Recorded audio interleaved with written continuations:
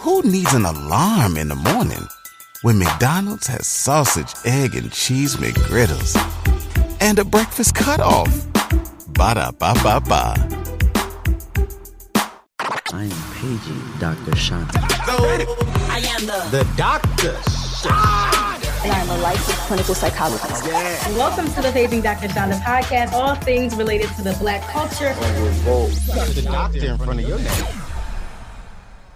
Hey fam, it's Dr. Chanda, the culture psychologist. Listen, I am so excited about this episode, but before we dive in, I'm reminding you that this month we are bringing back the psychology of Black women. So if you are a Black woman who is experiencing anxiety or depressive symptoms and you want to learn more about it, you want to learn why we experience these types of symptoms and how they tend to manifest within us, or if you're someone who works with Black women who experiences anxiety and depression, I encourage you to join this class. I've got so much great feedback and I can't wait to bring it back to you.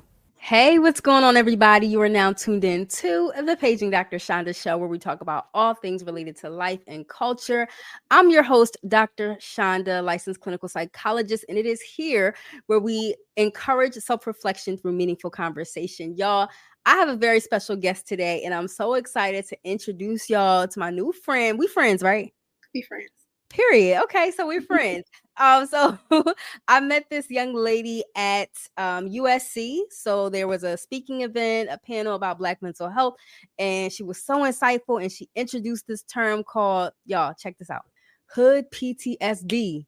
Like, why didn't we already have that term already? So I can't wait to get into the conversation. And Miss Tiera, can you please introduce yourself to the people? Yeah, I'm Tiera Couch. I'm a licensed clinical social worker. I'm a Detroit girl. I'm a founder of a private practice called Unfuck Therapy and Wellness. Period. Okay, so you're in Detroit. So I have to ask, are you watching what's it called? Tiera from Detroit. So I'm in LA, but I am absolutely anything Detroit related, I'm gonna watch it. So yeah, I'm watching Tiera from Detroit. Okay. No, that show is like legit funny. It's like witty. Yeah. I love everything about it. And it's very Detroit. Like, it's like the music is Detroit. Everybody from Detroit's in it. What are your thoughts on it? I actually really like it. Sometimes you'll see something and it's set in Detroit and it's not giving Detroit, but it's giving very Detroit, the way she talks, her style, the characters. I love it. It's very authentic. Yeah. I see that. So shout out to her. Miss Tiera Kilpatrick, for creating that. So okay, I can't wait to hop more into some of the things that we were talking about on the panel. So going back to hood PTSD, can you explain to us what that is and how you came up with that? Yeah, so we have the trauma that we experience just as Black Americans with the current climate, and then there's intergenerational trauma we've inherited from our ancestors. But there's a very specific experience that comes from people who live in specific neighborhoods. There's specific adversity that comes from living in the hood, and a lot of times we don't recognize it as trauma. Yeah, we normalize it, right? Yeah. Okay. And so I have to ask, Tiera, so I'm wondering, your experience living in Detroit, like, was that traumatic? Like, what was that like for you? Honestly, I think I talked about this a little bit on the panel. There were things that I really just didn't know weren't normal until I moved away. I'm like, people don't do, okay. I shouldn't respond to everything with aggression. Okay, got you. So yeah, I mean, there were things that were very traumatic and there were things that didn't feel traumatic because they were just part of the day to day. Yeah. So Tiera, you're talking about something so profound here, because we do have a tendency to normalize things when it's not adaptive, right? And that's really one of the foundations of trauma, like feeling like our norm is a norm. It's like because we made it a habit, but just because we made it a habit doesn't necessarily mean that it's healthy for us. And so I'm wondering, can you give us examples? Because I'm sure there's people watching that might feel like, okay, what am I doing that could be something that's traumatic that I don't know about? Yeah. So one of the things that comes up is living in a certain area. There's a lot of death to gun violence. And when you first experience it, you experience like any other grief. But when it's happening again and again and again, your body starts to adjust to it in a way that allows you to survive it. So, or another example would be somebody who's really explosive. that might have learned to be explosive as a protective mechanism. And that might be something that they learn to not become prey.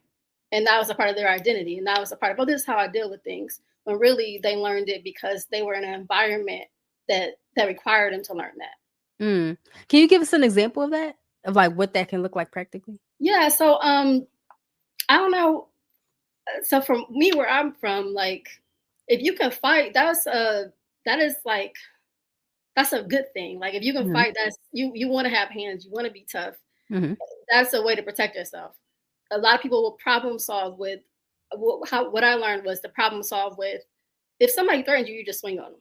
You don't have a conversation. You don't, you're not trying to defuse the situation. If you do any of that, that's weakness. And that becomes very normalized in those environments. Yeah. Yeah. So you're saying that can be a result of like living in a traumatic environment. Absolutely. When you think about people who live in like the hood, you're exposed to a disproportionate amount of poverty, of stress, of crime, of violence, and you're going to have to find a way to adjust to it. And a lot of times those adjustments aren't conscious. It becomes like we said, like that habitual sense. And I'm wondering, like, it sounds like you have the clinical background and understanding of this, and also like your lived experience. Like, how was that learning about the trauma in school while also recognizing like, wow, I kind of like lived this? Yeah. I think that for me, a lot of that learning didn't come until later. Okay. Because when we're getting formal education, we're not getting formal education about what's happening to Black folks, especially not Black folks in the hood. We're learning about these different theories and these different white folks who created these things, but they weren't doing them based off of what our communities needed. So really through my experience, I started to see like, oh, this applies to me, but not fully. Like, there has to be something more, because it's not really considering the unique experiences that we have. And so when we think about like those unique experiences that we have had as Black people, while also keeping in mind that a lot of the studies that we learn in the behavioral health community was normalized on non-Black people, I wonder like if you noticed a discrepancy when trying to apply those same theories to this okay, explain that. Absolutely. So when I first started working in this field, I worked with children, and I was a school social worker.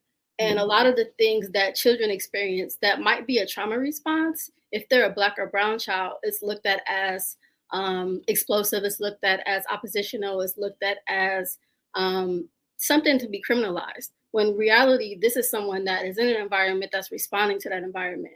If you're in a home or in a neighborhood where you're not regulated, you're not gonna come to school and be regulated. And those children aren't looked at closely, they're just criminalized. Wow. The criminalization of Black and brown kids. Wow. Okay. So what do we do about that? Like, when we start seeing that they are being criminalized by teachers, admin, or what have you, like, how do we kind of navigate that space? It's education, but it absolutely has to be education on a larger scale, because people have to actually buy into this information that you're trying to share.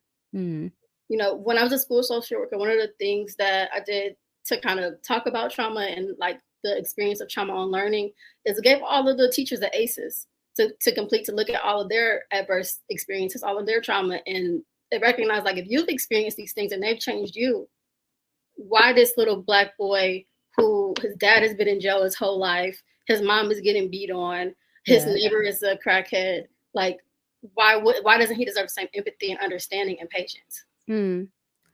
So Tiera, it sounds like you're doing the work of like normalizing this. Like, this isn't just like a Black kid thing. Like, if the admin experienced traumas and things that they experience and it changed them, then it's probably going to change the students that you're working with as well. Yeah. Okay. So like in the school setting specifically, and then I'm going to go back to hood PTSD, how can parents and caregivers, how can they be advocates to their children when they are being criminalized in these systems? I think that kind of goes to, and nothing I say applies to everybody, but a lot of times when we have experience in generational trauma, the response to authority is typically to comply. Or if we have this hierarchy when it comes to our children, it's been to listen to adults. But my suggestion is to listen to your kids. Listen to your kids and be their advocate. Don't assume that the adult is right when this adult has no idea how this person experiences life. That's so good, because I don't think people realize like how Everybody loves McDonald's fries. So yes, you accused your mom of stealing some of your fries on the way home.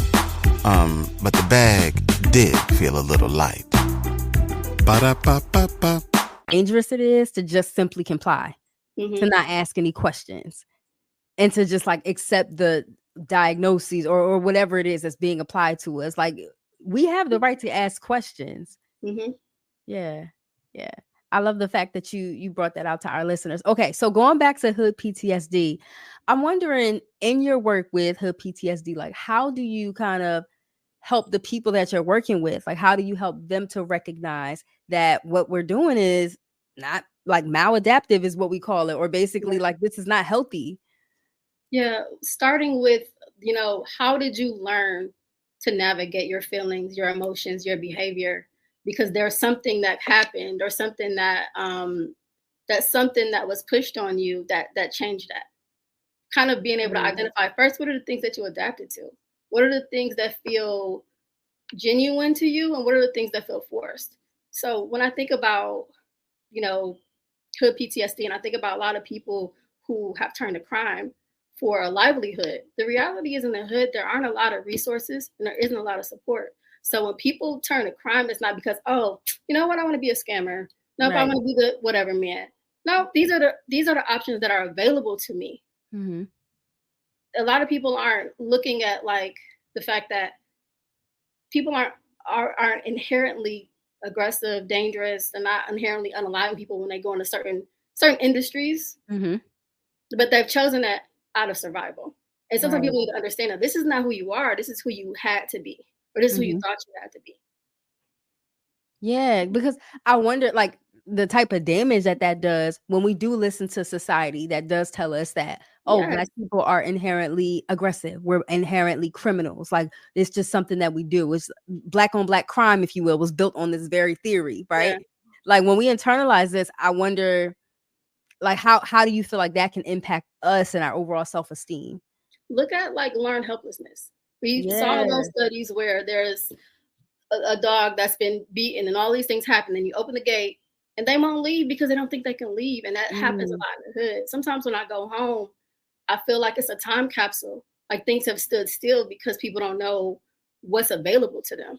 Wow. Okay, let's stay there for a second, because you just hit on something. Okay, so are we saying that a part of like this, the hood PTSD, is like that learned helplessness because of the lack of resources in the community? Yeah. Okay. What other ways do we typically see that manifest? I'll use myself as an example. Okay. So I experienced trauma young, and what that looked like was how it played out for me is like, I didn't really, like, once I got to high school, I didn't go to high school. I skipped a lot of school. I didn't really go. You know how rappers sometimes they'll be like, their teacher said you never gonna amount to anything, and you'll be like, nobody said that to you. I've literally had teachers say that to me, and I mean, the way that I was showing up, I mean, it made sense. I fought a lot. I didn't go to school. I smoked weed. I was drinking. Like, I really didn't do anything, and I didn't even know. Like, so I got kicked out of school my senior year and had to go to another school. And then that year, I just started doing my classwork. I didn't really have anything to do. I didn't have any friends.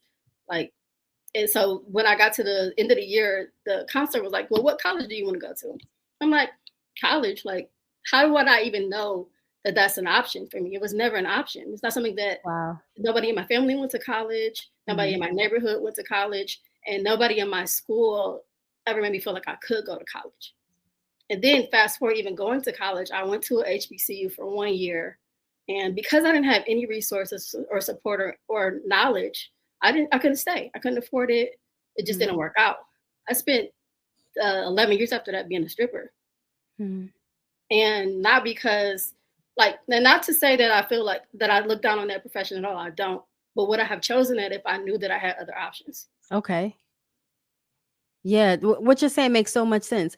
I didn't know all these like other parts of like who you were, because we only had like 30 minutes on the panel together. But it sounds like what you've studied, like you literally lived it. Yeah. Okay. I think that's so dope in so many ways, because there are probably people out in the community who will come to you to talk about these things, knowing that you have the expertise, but also the experience. Not every therapist or social worker, not everybody has that. Yeah. Do you experience that? Yeah. Yeah. I mean, I think a lot of times when I talk to people, the way that trauma is presented to the public is that it's just one big occurrence. And not these little, that it can't be these little things that have built up over time that have just changed you. So I think it's helpful that for me, I like to bring myself authentically. Like I'm not like telling these stories in session, but I am very, very, it's very important to me to look at the whole person, the whole picture. And it's also very important for me to look at just all of the things outside of what it means to be in this country, what it means to be a woman, what it means for me to be a queer person. Like all of these things, they matter and they influence your mental health. Absolutely. Absolutely. And I think you're the poster child for that. Like, like literally you experience all of these things, and now you're getting your doctorate degree in order to better the community. So I think all of that is amazing. All of that is amazing. Can I dig more into some of the things that you just brought up though? Yeah, absolutely. Okay. All right. Cause I love how because this is how we do. Like we're transparent on this podcast. So I'm here for it. So you were transparent. You said I wasn't doing my work. I was smoking weed. I was drinking. I ended up stripping because I didn't know the resources that were available to me. And now you're a whole therapist pursuing a doctorate degree. At what point did you start to unlearn this learned helplessness that was developed in the hood PTSD? Honestly, I had a friend that was like a client, be like, okay, you're smart. If I'll pay for your first class if you go to school. And I had like prior to high school, like I'm a learner. I love to read. Academics have always been very easy to me, but I just stepped away from it. So once I took that first class, it was I'm like, oh, okay. Yeah, my light bulbs are coming on and I'm learning more things. I'm learning things about the world. It sounds like you're describing basically just being a product of someone who had an opportunity presented in front of you. Yeah. Okay. How can we, like, the hood PTSD is real. And I'm so happy you coined that term, Sense, because I'm literally going to start using it. I'm going to definitely give you props, but I'm going to definitely start using that. Like hood PTSD is something that we encounter living in cities. Like I live in downtown DC. Like this is something we see every day. How can we start to provide people with like opportunities so that they can kind of get on a better path of learning and unlearning? I mean, I think that people who have had the opportunity to succeed, to have some upward mobility, or just were born into that, have to use themselves as a resource. Yeah. When I think about hood PTSD, it starts with like little Billy Bob in kindergarten who kept getting put out of school and now he don't like school. And that went to the school to prison pipeline. Like all of these things start with these little people that are trying to navigate. So I say mentorship, I say communication, I say like just being a actual resource. Yeah. I love what you're saying though. Mentorship and communication, I would say, are definitely key. Because like even in the city that I'm in, like we would be surprised if we just saw how mentorship changed these kids' lives. Like I remember working in a school and some of the little Black girls who I didn't even like work with just gravitating toward me just because they saw another Black woman in the school and they just wanted to be around me. And these were the kids who were like often suspended, often didn't go to class or whatever.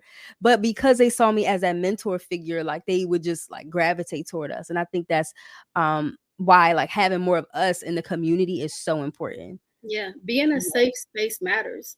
We don't have a lot of influence on what happens in somebody's home or happens in somebody's hood, but being in spaces where, like schools, where you have the most access to these kids, it's just showing up. You know, I talked about like the cure to trauma being healthy relationships. So that doesn't have to necessarily just be your family. That can be that one lady that you remember that cared that you ate that day. That cared that, you know, that you had clean clothes, or that just listened to you, or who didn't see you and treat you like you weren't enough. All of those little things, they matter. Okay, can you walk that back, because you said that kind of fast and the people need to hear this. The cure to trauma is what? Healthy relationships. Okay, explain that. So a lot of the things that we learn in relation to other people. And when you have healthy people in your life, you start to learn what's healthy, what feels good, what's safe. You know, if you think about someone who has only been in relationships that have been chaotic, they continue that pattern of chaotic because that's all they know. But once you meet somebody that's healthy and they start to integrate those things. If you went on a road trip and you didn't stop for a Big Mac or drop a crispy fry between the car seats or use your McDonald's bag as a placemat, then that wasn't a road trip. It was just a really long drive. Ba-da-ba-ba-ba. At participating McDonald's. Into your life, you start to learn, this, I could do this way. I can do things that way. Like, it sounds very simple, but it's true. Absolutely. So, okay. So when we start to have healthy relationships, not just in the family, but like with loved ones, with friends or what have you, we start to relearn is what you're saying. Yeah. Okay. Or learn for the first time. Some things we may have never been exposed to. Okay. I think that's so important though, because a lot of times people feel like trauma is incurable. Like I'm going to be stuck with this forever. I'm going to feel this way forever. But it sounds like having healthy relationships gives us that open door. Yeah. I mean, to think about trauma when patterns are repeated. So like, I hear this all the time, what people like, oh, toxic people are just attracted to me. No, toxic people are attracted to everybody. They stay because you let them stay. And it's because it feels familiar to you. When you see those red flags, you're not running because you've already gotten comfortable with these things. You've already learned how to survive them, even if logically you know it's not good for you. That's a whole bar. That was a bar. And I feel like you're stepping on somebody's toes right now, but that's okay. That's what we're here for. I love it. Gently stepping on your toes. Gently, respectfully stepping on your toes. All right, Miss Tiera, can you let us know how we can keep in touch with you, what you have going on so that people can stay in touch? Yeah, you can find me on Instagram at the Unfucked Therapist, and I have my website, Unfucked Therapy and Wellness. I don't have anything coming up right now that I'm promoting yet, but if you follow me on Instagram, you'll see. Period. Okay. All right. Can you explain to us how you came up with that name for your practice? I'm just not really good at names. Like, it took me so long, and I really wanted it to be Couch Therapy because my last name is Couch. But the domain was gone, the Instagram was gone, everything was gone because it's obviously who wouldn't think that. And then one day I was sitting on the toilet in Mexico, and I'm like, I'm fucked. I don't know. It just came to me. Yeah, and I just that's usually how I get like my ideas of like names of stuff, like on a trip, like with other creatives or whatever. I don't know what it is, but that's when the creative juices start to flow in. Yeah, I literally didn't start my business for months because I couldn't think of a name. And then it just came to me. Same. Pray for me. I'm still Dr. Chanda Reynolds LLC. I haven't developed a name yet. But you know, I hopefully I'll get the creativity to do that one day. We definitely appreciate your time, Tiera. And that's what I was going to say. I forgot your name was Couch until I texted you the other day. And I was like, yo, her last name is Couch. That would be so dope if she like branded that for therapies. That would be perfect. I thought it was going to be perfect. I got a sweatshirt that say Couch Therapy because I just really it's not that didn't happen. That's okay. That just means this name was meant to be. Yeah. All right, Miss Tiera, thank you so much for joining us here at the show. Make sure you guys tune in next week for another episode of the Paging Dr. Chanda Show. And don't forget, you have the power to create the emotions that you want to experience. God bless. The doctor in front of your name. If you went on a road trip and you didn't stop for a Big Mac or drop a crispy fry between the car seats or use your McDonald's bag as a placemat, then that wasn't a road trip. It was just a really long drive. Ba-da-ba-ba-ba. At participating McDonald's.